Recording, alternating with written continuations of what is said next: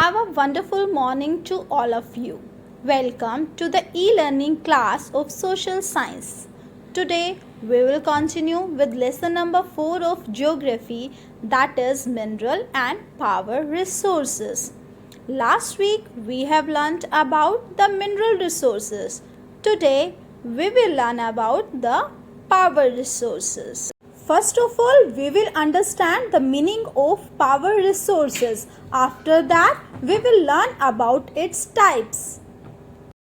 Power resources means the sources of energy available to us needed for driving machineries in industries, fuel in the transport sector, provide light and heat for domestic and industrial use.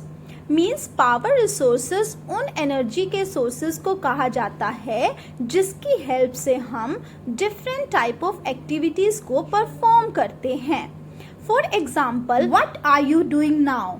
You are studying with the help of your mobile, and in order to charge the mobile we need electricity, and electricity is a power resource. Can you imagine your life without these devices? No, we can't. All these devices consume energy. We need power for industries, agriculture, transport and communication. So, power or energy plays a vital role in our life. We can't expect our life without these resources. Power resources are broadly categorized as conventional sources of energy and non-conventional sources of energy. Many sources of energy are included in the conventional and non-conventional sources of energy. Conventional sources of energy are those sources which have been in use for a long time. Means वह resources जो हम बहुत पुराने समय से use करते आ रहे हैं. It mainly includes firewood, fossil fuels, coal, petroleum, natural gas and hydel power.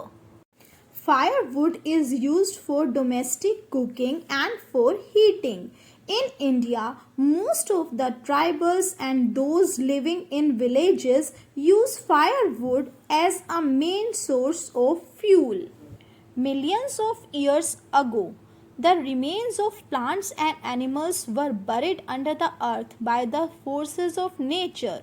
Means fossil fuels we are using today is provided by the remains of animals and plants died millions of years ago. The application of heat and pressure inside the earth converted these remains into fossil fuels such as coal, petroleum and natural gas. Students, energy produced by coal is called thermal power.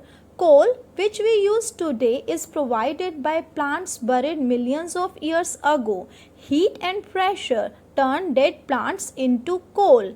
Major coal producing countries are China, USA, Germany, Russia, India, etc. Next one is petroleum or crude oil. Petroleum is found in the form of crude oil, especially in the offshore and coastal areas. This crude oil is taken out by drilling wells in the oil fields. After drilling, crude oil is sent to the refineries. On refining, the crude oil gives us large variety of products such as diesel, petrol, kerosene, wax, plastic, lubricants, etc. Because of its value in our daily life, the crude oil is also known as black gold. Major producers of oil are Saudi Arabia, Iran, Iraq, Russia, USA, Mexico, China, India, etc.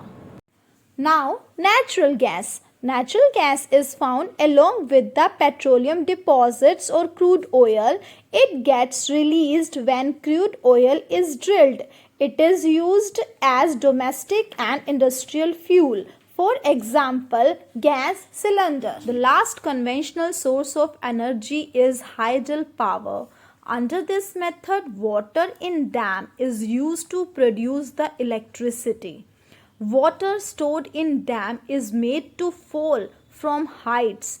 It moves the turbine blades. The moving blades then turns the generator to produce the hydropower.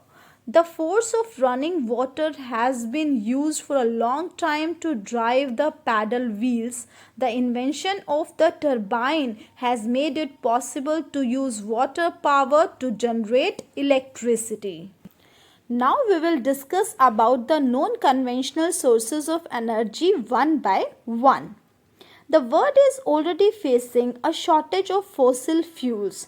Thus, there is a need for the increasing use of non-conventional sources of energy such as solar energy, wind energy, nuclear energy, geothermal energy, tidal energy, biogas, etc.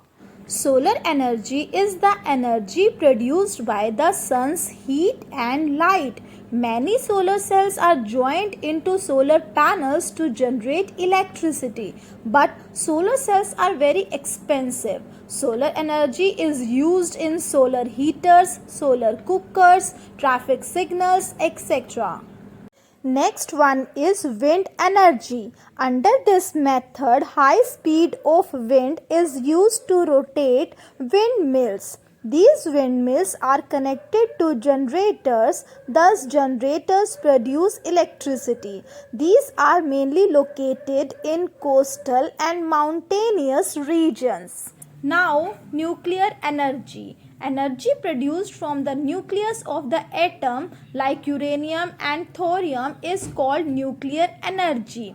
Under this method, uranium or thorium undergoes fission and produce power which is used to generate electricity. Greatest producers of nuclear energy are USA, Europe, Russia, Japan, China, Germany, India, etc. Next one is geothermal energy. It is the energy that comes from the heat produced within the interior of the earth. The temperature in the interior of the earth rises steadily as we go deeper due to the presence of magma inside the earth. This heat energy can be used to produce electricity. Geothermal energy in the form of hot springs is used for cooking. Dear students, next one is tidal energy. It is the energy generated from tides. During high tide, the energy of the tides turn the turbine blades which is connected to a generator, and a generator thus produce electricity. So students, last one is the gaseous fuel called biogas. Biogas can be obtained from the organic waste which includes dead plants, animal dung and kitchen waste. Due to the decomposition of organic waste, gases like methane and carbon dioxide are released. These gases can be used for cooking, heating and lighting. So students, we have read all about the conventional and non-conventional sources of energy, on the basis of which we can make the difference in between these two.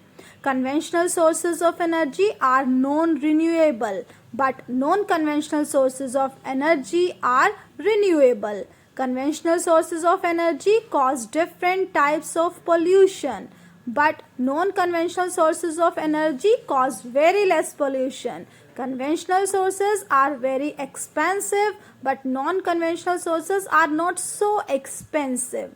Conventional sources of energy are limited, but non-conventional sources of energy are abundant. So we can say that there is a need for the increasing use of non-conventional sources of energy. Dear students, hope you understood the lesson very well. You can clear your doubts during your online class. Thank you and have a nice day.